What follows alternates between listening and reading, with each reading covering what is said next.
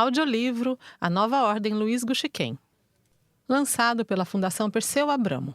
Presidente: Paulo Okamoto. Vice-presidenta: Vivian Farias. Ellen Coutinho, Nayara Raiol, Alberto Cantalice, Arthur Henrique, Carlos Henrique Árabe, Jorge Bittar, Walter Pomar e Virgílio Guimarães. Conselho Editorial: Albino Rubim, Alice Ruiz, André Singer, Clarice Paradis, Conceição Evaristo, Daines Carepovs, Emir Sader, Hamilton Pereira, Laís Abramo, Luiz Dulce, Macaé Evaristo, Márcio Meira, Maria Rita Kel, Marisa Midori, Rita Ciparri, Silvio Almeida, Tássia Rabelo e Walter Silvério. Diretor da editora: Carlos Henrique Árabe. Coordenador editorial: Rogério Chaves. Assistente editorial: Raquel Costa. Coordenação do projeto: Fernanda Otero. Organização do original: Fernanda Otero, Luiz Azevedo, Antônio de Pádua Maia, Ricardo Berzoini e Washington Araújo. Preparação e revisão: Fernanda Otero, Paulo Rogério Nunes, Cláudia Andreotti e Angélica Ramacchiotti. Projeto gráfico, diagramação e capa: Antônio Kel. Arte da capa, gentilmente cedida por Catarina Gushiken. Título: Samurai Zen. Técnica: nanquim sobre papel. Formato: original, 25 por 38 centímetros. As imagens que registram a militância política e sindical de Luiz Gushiken, presentes nesse livro, foram gentilmente cedidas por Esdras Martins.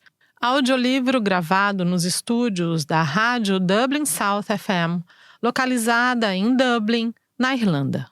O texto, Uma Nova Ordem Mundial, o esgotamento do Estado Nacional, foi gravado e editado pela Rádio e TV no Ar do Instituto Nova União da Arte, em São Paulo. Recuperar a história do PT. Luiz Gushiken. Nota: este foi o último texto de Gushiken ditado a Selma Rocha na presença de Tita Dias e Tirso Marçal em 5 de setembro de 2013. Fim da nota. Lula me pediu para fazer uma análise de conjuntura e gravar. Tenho dificuldade em fazer uma análise de conjuntura mais precisa, pois não tenho lido jornais e não tenho visto televisão. Quero agradecer o pedido e, ao mesmo tempo, me desculpar pelas limitações que tenho agora para fazer uma análise. Prefiro não gravar, prefiro falar e peço que você escreva. O PT precisa reescrever sua história. O âmago da questão em relação às manifestações envolve 3 dimensões. Há grupos novos se manifestando na sociedade, mas há violência premeditada e obscuridade de interesses de alguns. O PT não pode morrer na memória de milhares de pessoas. Não pode. É preciso caracterizar as várias fases da história do PT e os nossos objetivos. O PT teve uma fase heróica de muita dedicação e sofrimento de seus militantes. Esse sofrimento foi para criar o PT, para fazer viver o PT. Essa fase foi até o Mensalão. Depois, com a situação do Mensalão, houve um ataque brutal ao PT. A imprensa ajudou a ceifar dirigentes. É preciso assegurar a respeitabilidade e a dignidade de quem foi atingido. Acho que o Brasil precisa enxergar as qualidades do PT. O PT foi uma grande construção política. Temos que fazer algo que proteja o PT. O PT tem a obrigação histórica de se proteger. Quais são os conceitos que podem proteger o PT? O primeiro é o respeito à própria história, é o respeito à fase heróica. O respeito e a fase heróica devem virar um conceito. Nada assegura mais a dignidade e a proteção do PT do que recuperar e qualificar a sua história. Se não fizermos isso, o que será daqui a 20 anos? Eu insisto, é preciso qualificar a fase heróica e esta fase que estamos vivendo. É preciso defender a dignidade de todos. É preciso respeitar e proteger quem deve ser protegido. Os ataques contra a história do PT mostram uma fraqueza muito grande do ser humano. As manifestações mostraram que a classe média pede que não se pague pelo serviço público. Acho que se estivéssemos crescendo mais, as pessoas não estariam nas ruas. Há um desconforto com o crescimento baixo, mas o problema é a crise mundial. O instrumento físico e cerebral das pessoas busca o progresso, ganhar melhor, mais direitos. A imprensa faz projeções catastróficas em relação ao câmbio, ao PIB. A Globo tem orquestrado isso. É muita força para uma empresa. Há uma orquestração política contra o governo. Há uma orquestração política contra o PT. Mas caracterizar esse movimento como fascista é um erro. As pessoas se assenhorearam do conceito de democracia direta. Mas a participação não precisa e não deve substituir a representação política. A democracia direta não pode ser um instrumento ideológico contra a democracia representativa. Hoje, a imagem da democracia está associada a uma representação em relação aos parlamentares, a imagem da corrupção. Isso não pode continuar. A democracia representativa terá que fazer uma espécie de harakiri nela mesma. Uma profunda reforma política. Temos que ter um parlamento muito sólido. A democracia representativa deve voltar a ter o atributo da confiança do povo. A democracia direta é muito importante, mas sem relação com as instituições políticas pode ser um perigo para a própria democracia. A democracia direta não pode ser confundida com manipulação. Há um grande jogo político a serviço da manipulação. A sorte está lançada. O povo confia no Congresso? Não. Precisa mudar? Sim. Como? Não sei. Uma pista.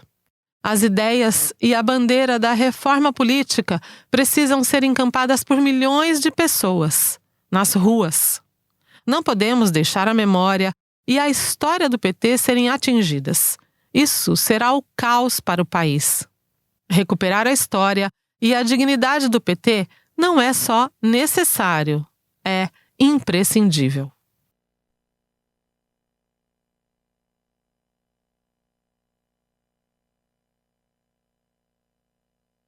Não desistimos nunca.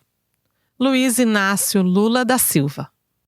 Nota: pernambucano de Garanhuns, Lula recebeu mais de 60 milhões de votos em 2022 e se tornou o primeiro brasileiro a conquistar 3 mandatos como presidente da República pela vontade do povo.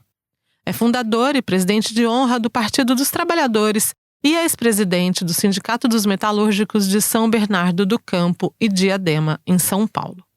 Fim da nota. Sou grato à vida por ter colocado lado a lado por tantos anos eu e meu amigo Luiz Guxiquem. Abre aspas, Chininha, fecha aspas, e eu nos aproximamos ao final dos anos 1970, no calor das greves e das lutas. Eu, dirigindo o Sindicato dos Metalúrgicos de São Bernardo do Campo e Diadema, ele, liderando com maestria o Sindicato dos Bancários de São Paulo.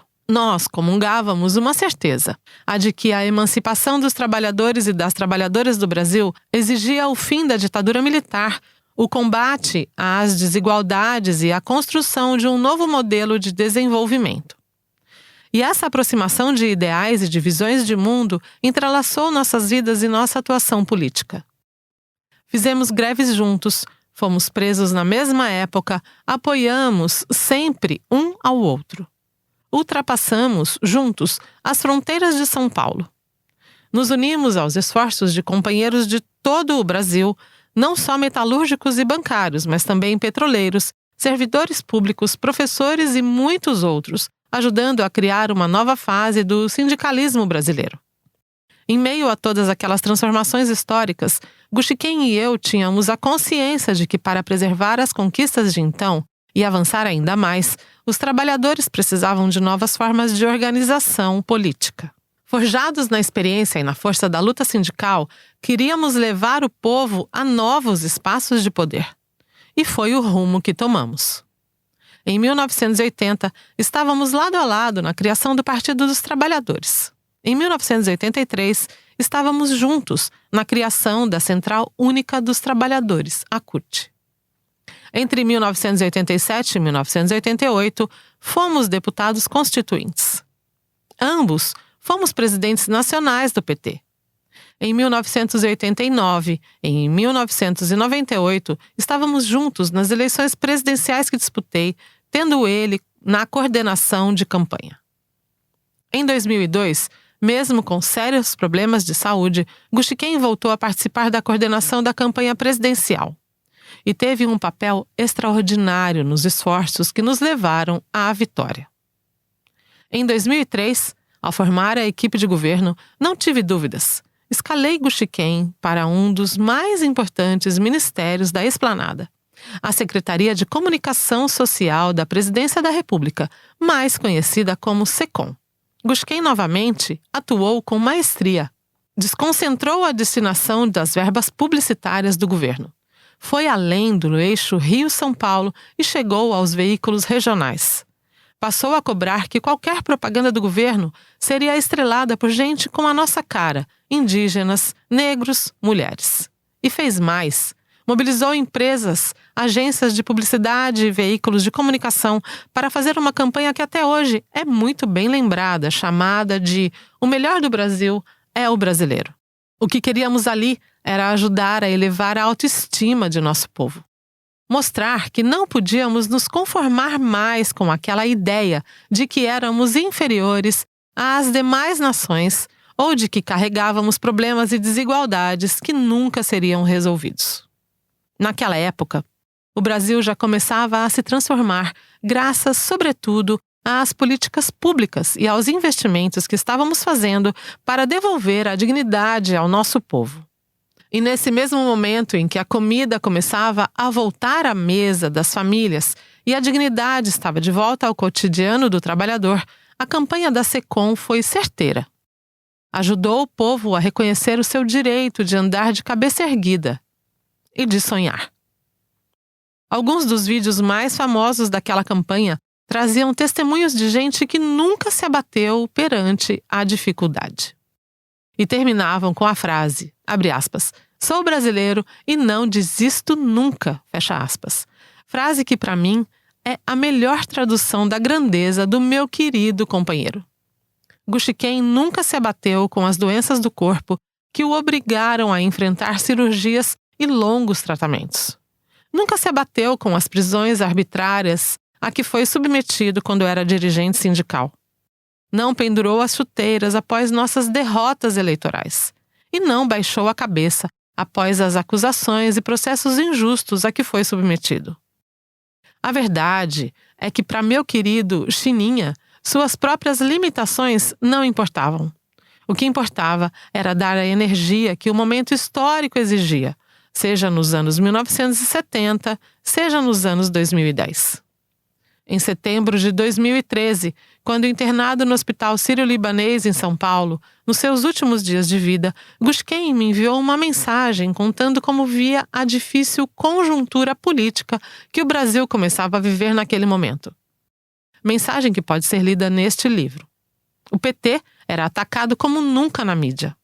Era a vítima do que só depois viemos a chamar de discurso de ódio e de fake news. E Gushiken já identificava, em meio aos ataques, violências premeditadas e interesses obscuros de alguns. Para combater isso tudo, ele dizia, era preciso recuperar a fase heróica do partido, mostrar que ele foi uma verdadeira construção política e defender sua dignidade. O certo é que, depois que Gushiken nos deixou, os ataques só aumentaram. A presidenta Dilma foi vítima de um golpe. Uma enorme fraude judicial me tirou a liberdade e o direito de concorrer às eleições. Nossa democracia foi ameaçada como nunca. O fascismo mostrou suas garras afiadas. Mas seguimos lutando, apesar das derrotas e dos retrocessos. Seguimos lutando porque sabíamos, por experiência própria, que era possível cuidar da gente mais pobre deste país. Porque tínhamos a convicção de que era necessário fortalecer a cada dia a democracia que garante os direitos do povo. E porque conhecíamos em cada canto deste país o extraordinário valor do povo brasileiro. Hoje, em pleno ano de 2023, podemos dizer sem medo, voltamos a vencer. Posso imaginar como Gushiken estaria feliz ao ver esse momento de nossa história. E não só porque estamos, mais uma vez, superando as ameaças autoritárias e o fascismo e dando ao povo brasileiro o direito de voltar a sonhar. Estaria feliz ao ver, mais uma vez, que somos brasileiros e não desistimos nunca.